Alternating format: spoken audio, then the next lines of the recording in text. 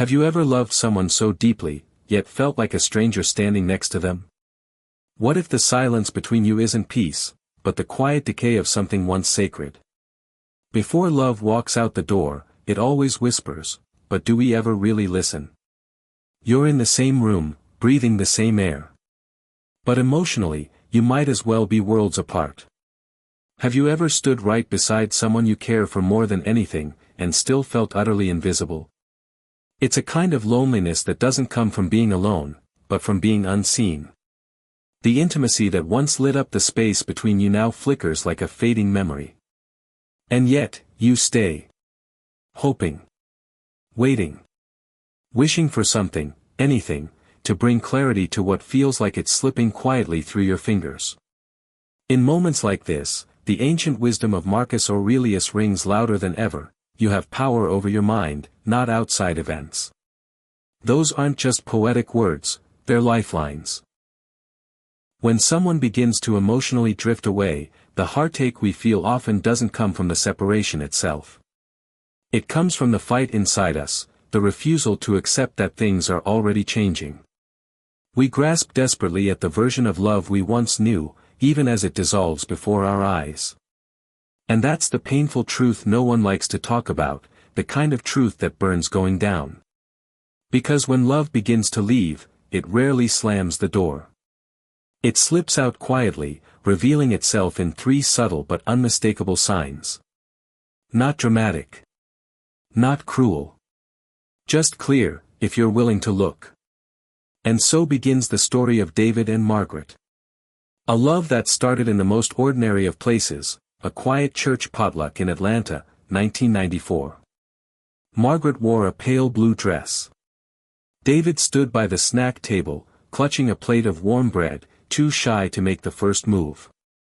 But somehow, the connection sparked. 2 years later, they were married. They bought a humble house in the suburbs, raised 2 boys, and welcomed a golden retriever named Max into their lives. Their life wasn't a fairy tale, but they moved as one, sharing joys, weathering storms, and building a bond that once felt indestructible. Until year 30 arrived. And slowly, almost imperceptibly, love began to fade. There were no dramatic arguments. No betrayal. Just distance. Margaret spoke less. David asked less. They weren't fighting. They were simply drifting apart. This is the quiet heartbreak of many long-term relationships. Love doesn't always die in chaos, sometimes, it just fades in silence. And this is where Stoicism brings us back to presence. It reminds us that while we can't control the emotions of others, we can choose to show up, to pay attention, to act while there's still something left to save. So how do we recognize when love is slipping through the cracks, and what can we do about it? Let's turn the page and look deeper.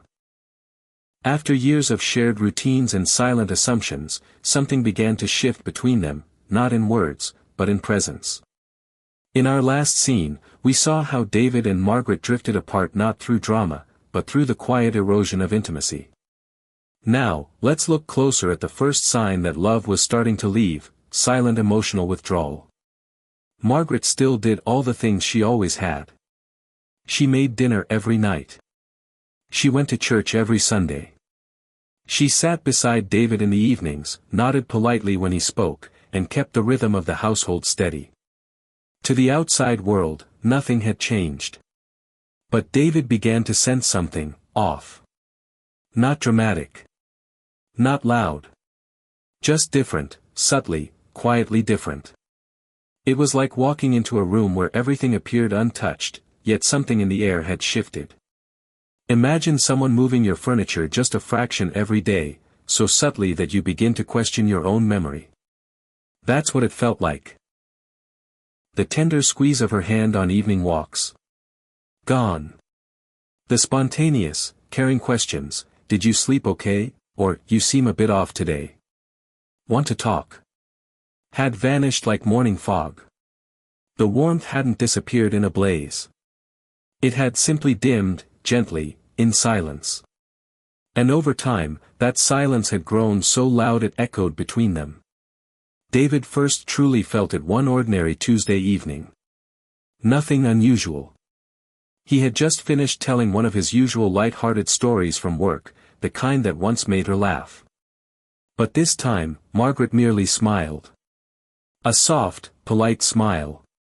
Then turned back to slicing apples in the kitchen. That smile wasn't mean. It wasn't even cold. But it was distant. She was there, right there, yet unreachable. And in that moment, David realized something he'd never been able to articulate before: someone can be physically beside you and yet already emotionally gone. This is how love fades after years, even decades. It doesn't explode. It unravels. One moment of silence at a time. One unanswered glance. One habit left unspoken. There are no slammed doors, no broken vows, just a gentle, persistent turning away. And what makes this especially painful for couples who've spent 30 or 40 years together is that life itself keeps going. The bills still get paid. The grandkids still come over. Birthdays and anniversaries are still marked on the calendar. But underneath it all, the foundation is cracking. It's like a house still standing long after the hearth has gone cold. The saddest part? Most people don't realize it's happening, until it's already happened. David had done everything he thought a good husband was supposed to do. He was loyal. He never lied, never cheated. He worked hard, showed up every day, provided for his family. But in doing all the big things, he had forgotten the small ones. He had mistaken responsibility for connection. He believed being present physically was enough. Maybe for a time, it was. But Margaret had been quietly pulling away. So what happens when presence without emotion becomes the norm? Let's move into the second sign, and see how unnoticed distance deepens. The emotional distance between them hadn't come from cruelty or conflict, but from the quiet ache of being unseen. In the previous scene, we witnessed Margaret's gentle withdrawal, a fading not of love, but of recognition. Now, we come to understand a deeper truth: she wasn't trying to leave, she was simply tired of disappearing. There's a particular kind of loneliness that often arrives later in life. It's not the solitude of being physically alone. It's something more piercing, the loneliness of sitting across from someone who no longer truly sees you. Margaret hadn't stopped loving David. That wasn't the tragedy. The real sorrow was that she no longer had a safe place to bring her feelings. No open space where her thoughts, her fears, her joys would be met with curiosity or care. So, she quietly pulled away, not in anger, but with grace. And that grace is what made it so easy to miss. Stoic philosophy doesn't romanticize love or promise happily ever afters. It doesn't offer comfort through fantasy. Instead, it provides what's often more useful: clarity. Marcus Aurelius once wrote, "You can stand upright even in the storm if your mind remains unaffected." But in love, in real, human relationships, we are affected. We are vulnerable. We care. And that's precisely why awareness matters. Still, even with that vulnerability, we can choose to see more clearly. To stay awake. To respond while there's still time. For David, that quiet Tuesday in the kitchen, that moment when Margaret offered only a polite smile instead of her usual laughter, became a turning point. A small, uncomfortable moment, wrapped in truth. It was, in its own strange way, a gift. In that stillness, he saw something he had ignored for too long: love doesn't vanish in a single moment. It fades slowly, gradually, when we stop paying attention. When we stop nurturing it. Margaret hadn't grown bitter. She wasn't filled with rage or blame. She had just drifted far away, emotionally, and had been gone for quite some time. So the question David had to ask himself wasn't just, "What happened to us?" It was, "When did I stop noticing?" We like to tell ourselves that lasting love is a reward, a kind of emotional retirement after decades of hard work. We think if we've raised the kids, paid the bills, and endured the storms, then we deserve connection. But love doesn't work like a savings account. It doesn't gather interest on its own. It demands presence. It asks for effort, until the very end. The Stoics would remind us, control what you can. And in love, that means learning to see. To really see. It means asking the questions we once asked easily but have long since silenced. How are you really doing? What's on your mind? Are you happy with me? And it means listening, even when the answers are hard to hear. Because if you wait too long, all you'll be left with is the memory of who someone used to be, sitting next to a version of them you no longer understand. David didn't need to beg for love. What he truly needed, was to wake up to it. And so do we. Especially those of us who believe that time alone will carry us through. It won't. What keeps love alive isn't the years. It's the presence. The intention. The attention. Because the most devastating heartbreak isn't always loud. Sometimes, it arrives in silence, never raising its voice. And that brings us to the second sign, criticism in disguise, hidden beneath everyday conversation. The emotional drift had begun in silence, but it didn't stay there. As the warmth faded, something else slowly took its place, a subtle edge, sharp enough to sting but quiet enough to dismiss. This is the second sign, criticism masked as casual conversation. David had never been much of a cook, and that had always been part of the charm. It was a running joke between him and Margaret for years. She'd lovingly tease, saying he was the best chef among their 3 dogs, a joke they both shared at family dinners. It wasn't about food. It was about connection, that kind of deep, playful teasing that only comes from years of shared life. Those moments carried affection. They reminded him that she saw him, flaws and all, and still smiled across the table anyway. But with time, those light-hearted remarks lost their warmth. The humor stayed, but the heart behind it faded. Margaret still made comments about his cooking, but now her tone had changed. It wasn't the playful nudge of a partner. It was sharper, more pointed, like a quiet disapproval wrapped in routine. She'd start noting how he left ingredients on the counter, how he misplaced utensils, stirred too quickly, or added too little seasoning. At first, they were just offhand remarks during quiet evenings. But slowly, steadily, the tone shifted. The teasing no longer felt like inside jokes. It felt like judgment. And once David noticed it in the kitchen, he began hearing it everywhere. Margaret would comment on how he left his shoes by the door, comparing it to a child's carelessness. During conversations, she'd cut in mid-sentence, correcting him, not cruelly, but firmly, as though she no longer trusted him to get it right. If he offered a suggestion, she'd respond with a sigh, the kind that said everything without a single word. And David didn't push back. He stayed quiet. Maybe she was tired, he thought. Maybe it was the stress of aging, or a bad day. He didn't want to start arguments in a house that had always valued peace. But something had shifted. Not just in Margaret, in him, too. What had once been the light banter of equals began to feel like distant critiques from someone who no longer reached for his hand. Margaret wasn't yelling. She wasn't mean. But her words, now delivered in a calm, measured voice, felt cold. Not intentionally hurtful, but no longer loving either. And strangely, that was what hurt the most. For older couples, this kind of transformation doesn't come all at once. It builds quietly. It hides inside routines. It disguises itself so well in familiarity that by the time you see it, it's already deep-rooted. The years have a way of storing unspoken frustrations, tiny disappointments that get swept under the rug, day after day, until the weight becomes too much to ignore. What once felt charming now feels annoying. What was once easily forgiven now becomes a subtle weapon. Over time, all the unsaid things begin to bleed into everyday language. Resentment doesn't always show up with shouting or slammed doors. Sometimes, it wears a smile. Other times, it hides in sarcasm or polite indifference, a nod, a sigh, a look that lingers too long.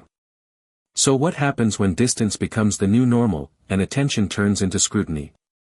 Let's look at the third sign, the most painful of them all, the absence of emotional effort. The quiet criticism had crept in slowly, a sigh here, a sharp tone there, and with it, the warmth had begun to fade. But that was just the surface.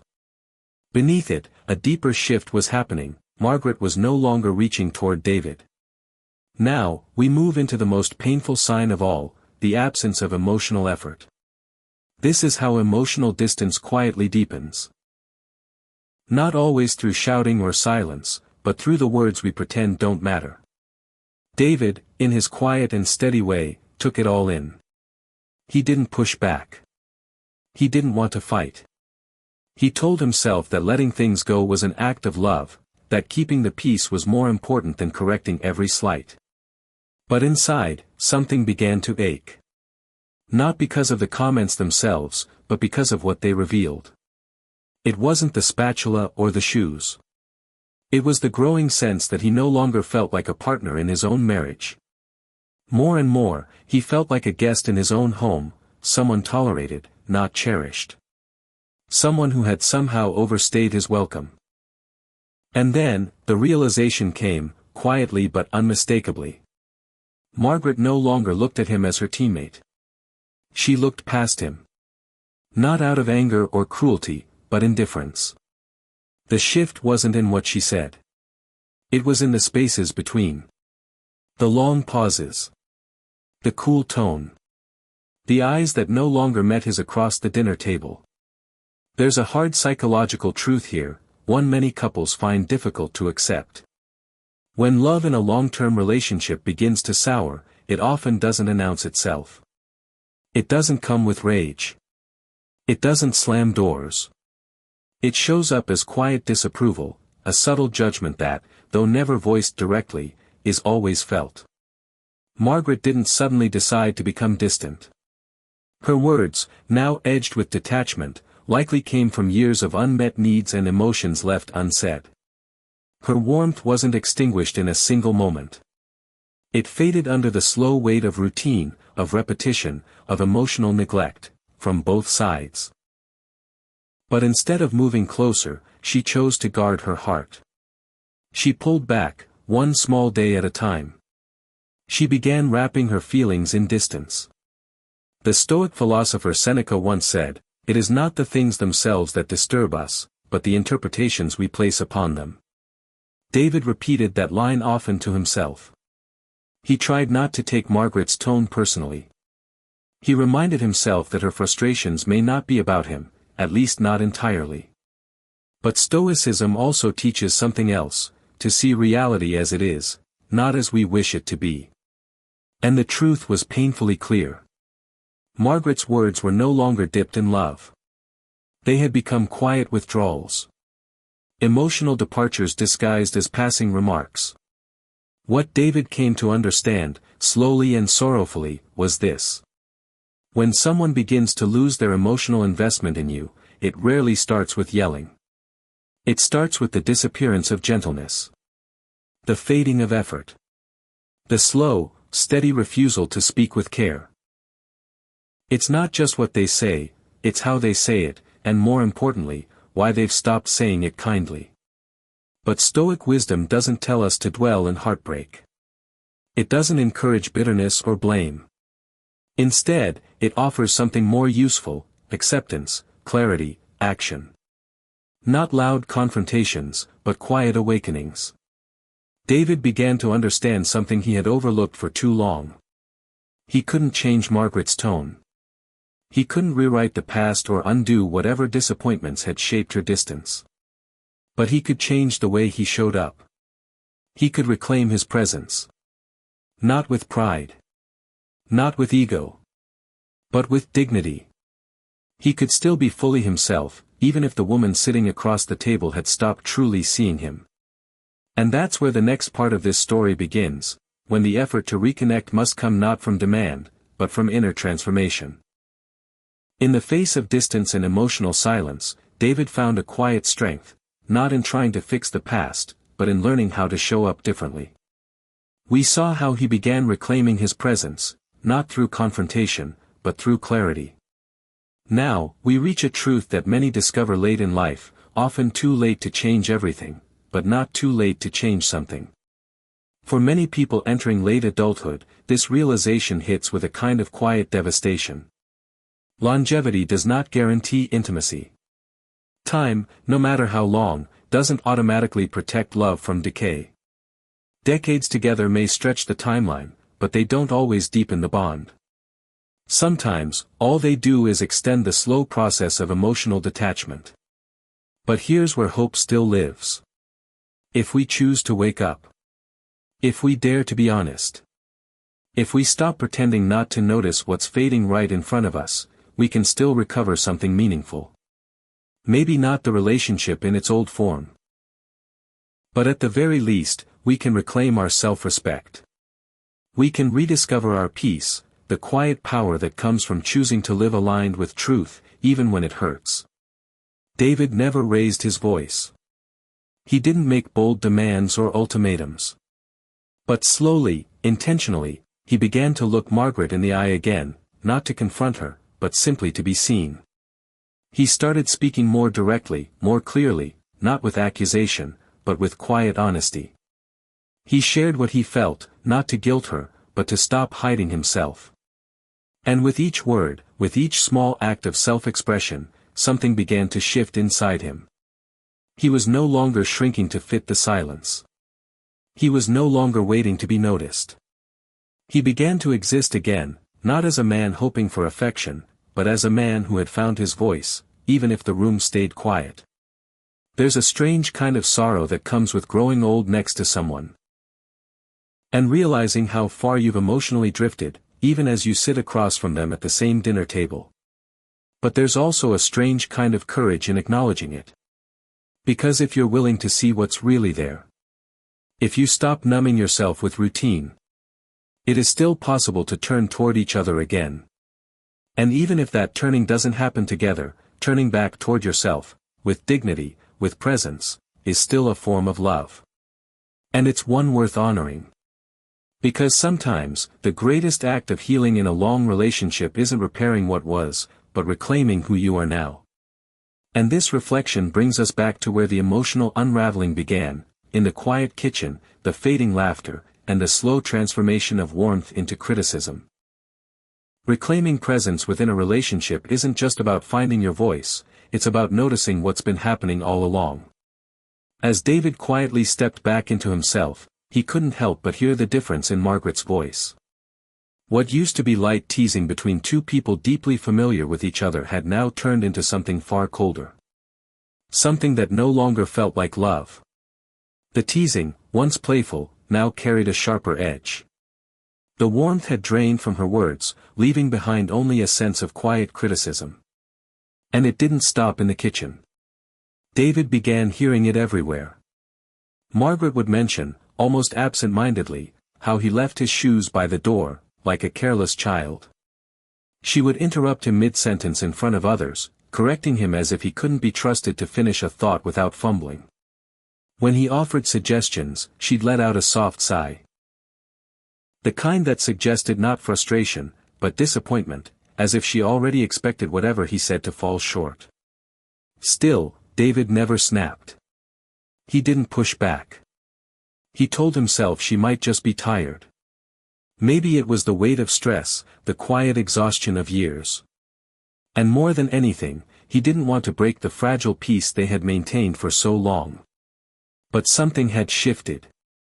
Not only in Margaret, but deep within David, too.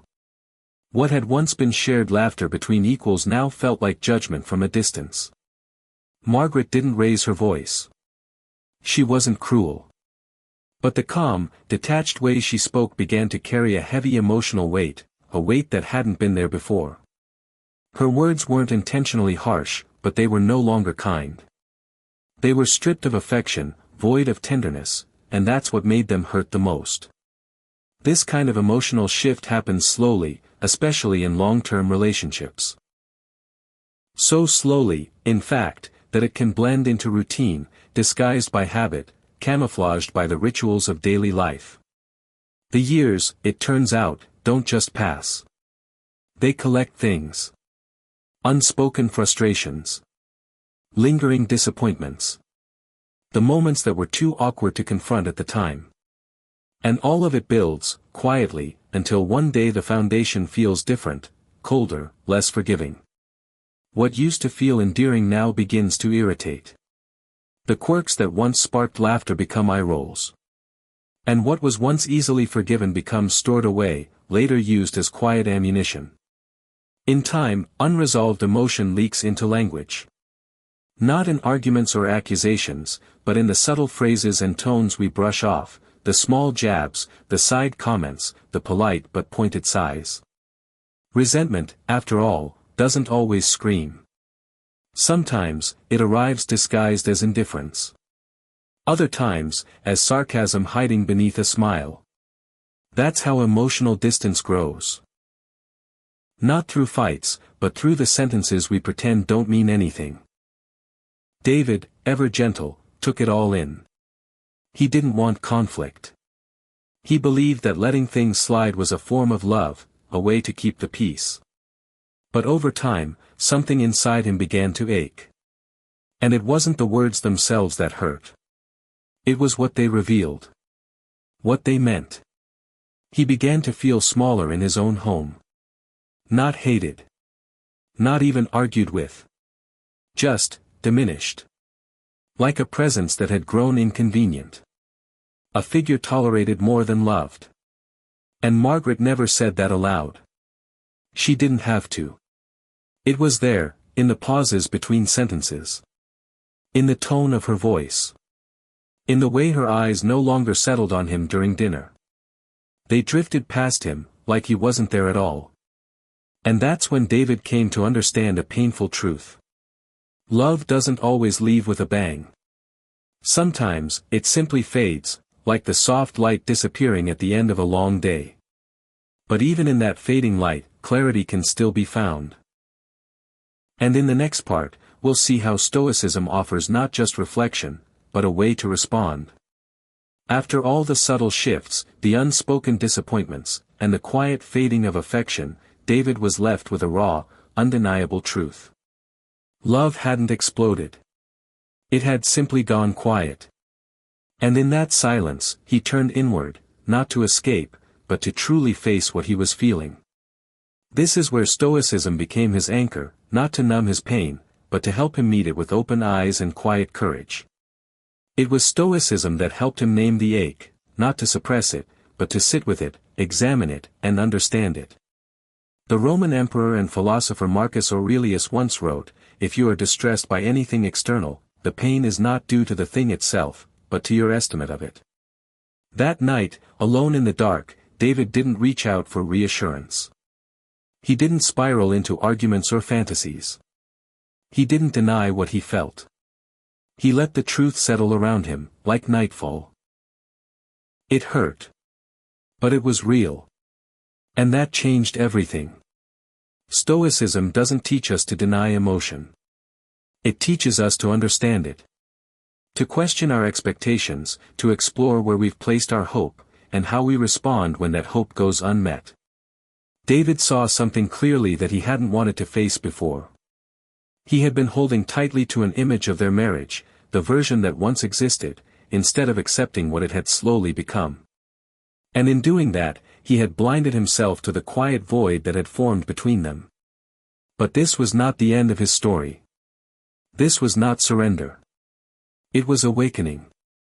Because once we're willing to look at our reality, truly look, we're no longer trapped by it. We gain the freedom to respond. Not with bitterness. Not with blame. But with intention. David didn't walk away. Margaret didn't suddenly offer more. But something within him changed. He stopped waiting for affection to validate him. He stopped scanning the room for her gaze. Instead, he began to reconnect with himself. He started finding meaning in his own presence, not in her reaction. And in the absence of her attention, he began to see himself with more clarity than he had in years. This is a difficult lesson, especially for those who have spent their lives loving with depth and loyalty.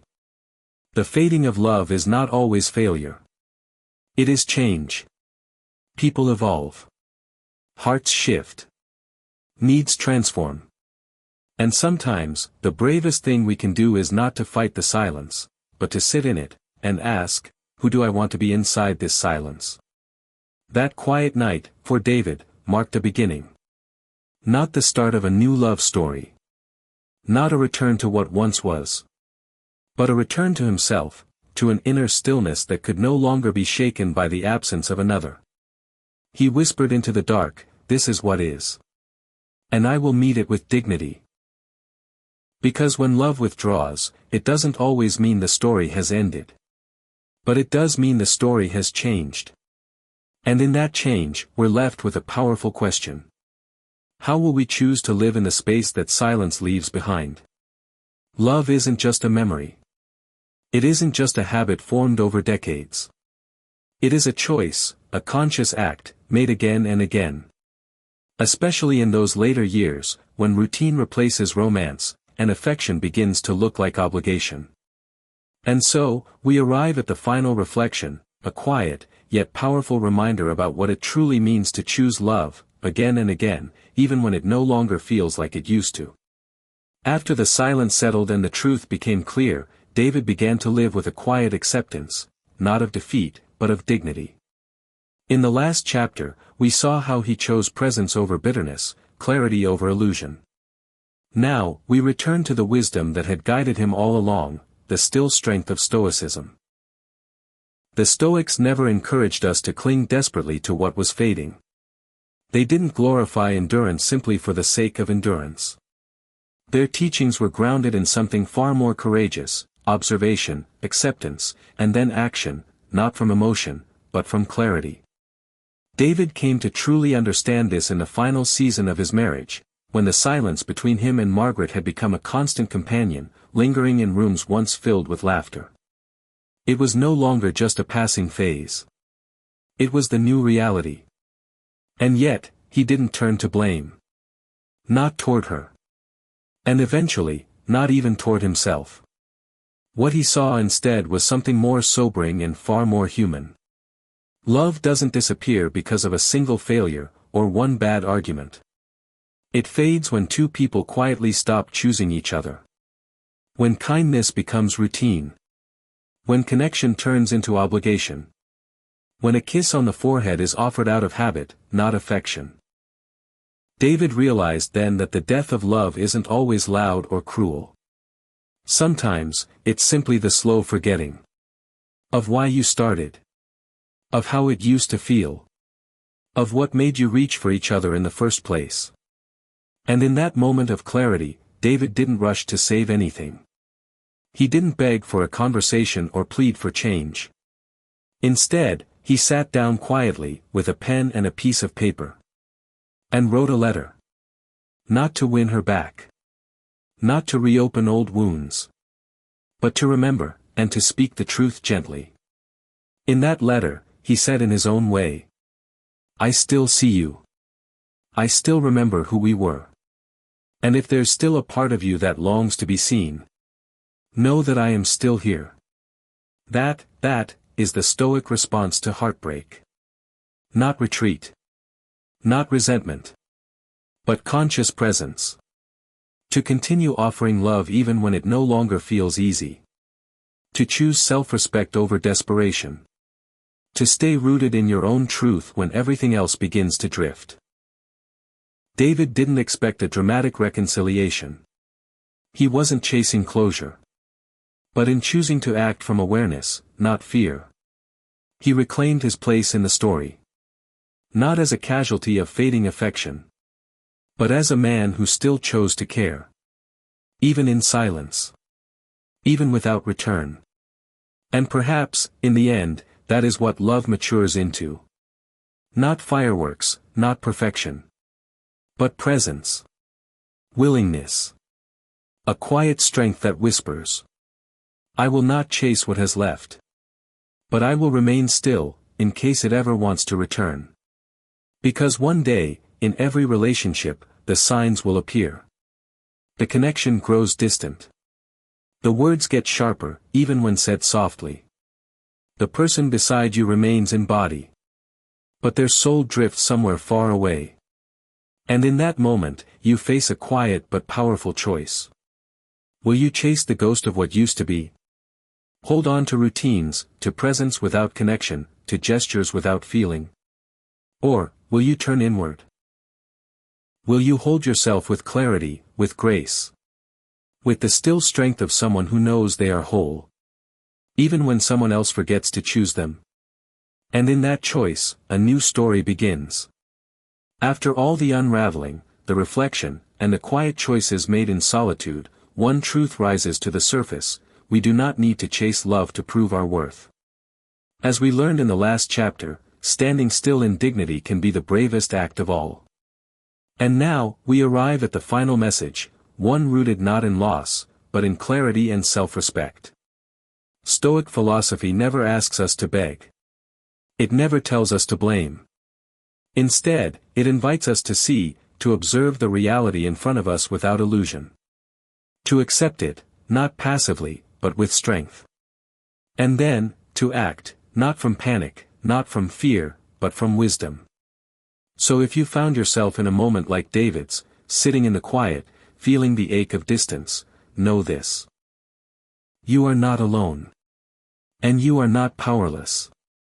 Whether you decide to stay and rebuild, or to gently walk away, do so with your eyes wide open. Let your heart stay honest. And no matter what path you take, let your self-worth remain untouched.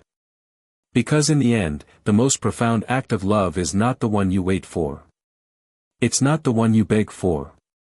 It's the one you choose to give, to yourself. And if this video stirred something inside you, if it mirrored even a small part of your experience, I want you to know this space is for you. Click subscribe, turn on notifications, and stay close. We're building a place where silence doesn't mean emptiness, it means strength. Where heartbreak doesn't mean failure, it means awakening. Where clarity becomes freedom, and presence becomes power. You deserve that. You always have. And as we move into our final reflection, we'll explore what it truly means to define yourself, not by the love you've lost, but by the love you choose to live by. We ended the last chapter with a truth many avoid but eventually must face, that the deepest love begins within. And now, as we reach the final reflection, we come to a quiet moment of reckoning. A moment where your silence, or your stand, will define not just how others see you, but how you see yourself. Because eventually, every person reaches a crossroads, not just in love, but in identity. When things fall apart, when connection fades, when the silence between you and someone else becomes a daily echo, you have a choice. You can shrink. You can stay quiet to avoid discomfort, to avoid conflict, to avoid the truth. You can pretend that your needs don't matter, that your voice doesn't need to be heard, that you're okay existing in the shadows of what used to be. Or you can stand. Not in anger. Not in pride. But in dignity. You can stand up for your inner peace. You can stand in the truth of your worth, even if no one else acknowledges it. You can say, this is who I am. This is what I need. And this is the love I choose to live by, even if I stand here alone. That moment, the moment you decide to be present for yourself, will define you far more than any relationship ever could. Because love, real love, isn't measured by how long it lasts. It's measured by how true it was, to yourself. And if you've made it this far in the video, you already know. Your silence is not weakness. Your reflection is not retreat. It is the beginning, of clarity, of presence, of choosing differently. And sometimes, that's all it takes. Thank you for being here. Thank you for choosing stillness. And most of all, thank you for choosing you.